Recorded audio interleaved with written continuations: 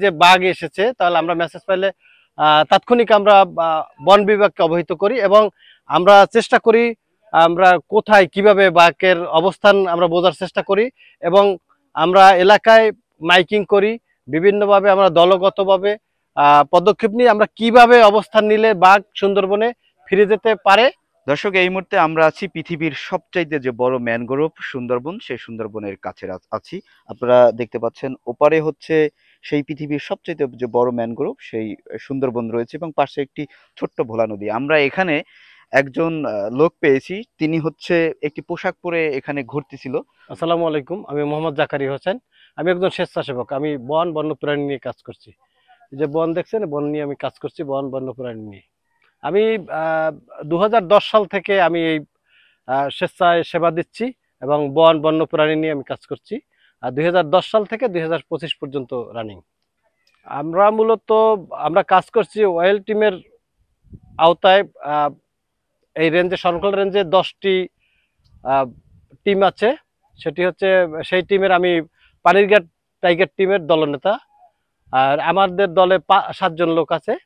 আমরা কাজ করি। আমরা কোথাও যদি খবর পাই যে বন্যপ্রাণী ঢুকছে তাহলে সেখানে আমরা কাছে যাই, তাড়াতাড়ি ফরেস্টকে ইনফরমেশন দিয়ে আমরা বন্যপ্রাণী উদ্ধারের কাজে যাই এবং উদ্ধার করে আমরা বনে অবমুক্ত করি। আমরা যদি কখনো শুনতে পাই যে বাঘ এসেছে তাহলে আমরা মেসেজ পাইলে তাৎক্ষণিক আমরা বন বিভাগকে অবহিত করি এবং আমরা চেষ্টা করি আমরা কোথায় কিভাবে বাঘের অবস্থান আমরা বোঝার চেষ্টা করি এবং আমরা এলাকায় মাইকিং করি বিভিন্নভাবে আমরা দলগতভাবে পদক্ষেপ নিয়ে আমরা কিভাবে অবস্থান নিলে বাঘ সুন্দরবনে ফিরে যেতে পারে এই ব্যবস্থা আমরা করি। মানুষকে জানাচ্ছি মূলত যে বন আমাদের, বন মায়ের মতো, বনকে রক্ষা করতে হবে। বন রক্ষা করতে হলে বন্যপ্রাণী রক্ষা করতে হবে আমাদেরকে। যেহেতু বিশ্বের ঐতিহ্যবাহী সুন্দরবনের পাদদেশে আমরা অবস্থান করছি, আলহামদুলিল্লাহ আমরা যে কোনো কিছুর বিনিময়ে আমরা বনকে বাঁচিয়ে রাখবো এবং বনের বন্যপ্রাণী বাঁচিয়ে রাখবো।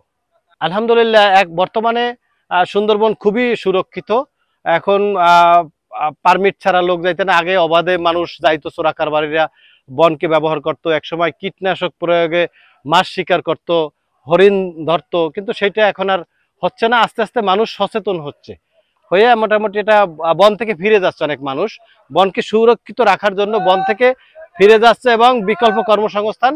বন্যপ্রাণী এর মধ্যে কিছুদিন আগে অজগর সাপ আমরা ধরে আমরা অবমুক্ত করেছি বনে।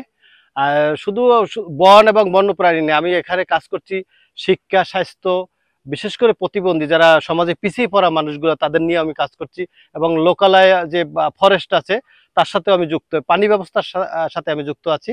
এই যে দেখেন সুন্দরবন, আর এই হচ্ছে লোকালয়। আমি দাঁড়িয়ে আছি, হচ্ছে সুন্দরবনের ডিস্টেন্স, মানে কত তফাৎ আপনি দেখতে পাচ্ছেন।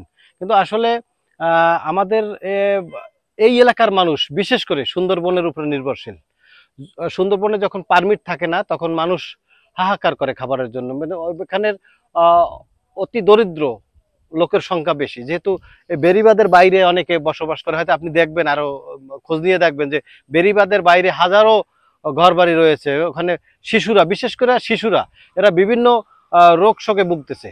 যারা যেহেতু এখানে এই যে নদী দেখতেছেন, এটা হচ্ছে লবণাক্ত। একসময় লবণ পানি আসে, তারপর এই লবণের এরা মনে করেন বিভিন্ন মহামারী দেখা দেয়, রোগ শোকে তারা জীর্ণ শীর্ণ, এবং ভালো শিক্ষা ব্যবস্থাপনা নাই এই এলাকায়।